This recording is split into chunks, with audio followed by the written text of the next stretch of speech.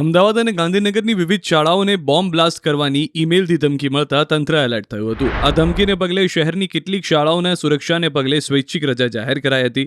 અમદાવાદ શહેર ડીઓ રોહિત ચૌધરીના મતે અત્યાર સુધીમાં 12 શાળાઓને ઈમેલ મળ્યો, જેને પગલે શાળાઓને પોલીસના માર્ગદર્શન નીચે કામ કરવા સૂચના અપાઈ હતી. સાથે જ બાકીની શાળાઓને પણ સતર્ક રહેવા જણાવાયું હતું.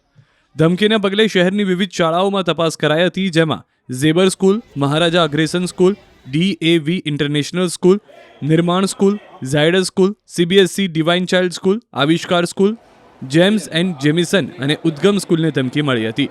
જો કે વિવિધ સ્કૂલોની તપાસમાં કંઈ વાંધાજનક મળ્યું નહોતું. દેવ સ્કૂલના પ્રિન્સિપલના મતે સ્કૂલને સવારે 8:28 ધમકીનો ઈમેલ મળ્યો હતો અને ઈમેલનું ID અનઆઇડેન્ટિફાય હતું. જે બાદ પોલીસ અને ક્રાઇમ બ્રાન્ચને જાણ કરાઈ હતી. સાથે જ બાળકોને ગ્રાઉન્ડમાં લાવીને વાલીઓને તાત્કાલિક જાણ કરાઈ હતી. તો ગાંધીનગરના સચિવાલયની બહાર પણ તપાસ કરાઈ હતી. શાળાઓમાં ધમકીને પગલે સચિવાલયમાં પણ તપાસ કરાઈ હતી. સચિવાલયની બહાર CM સિક્યુરિટીએ ચેકિંગ કર્યું હતું.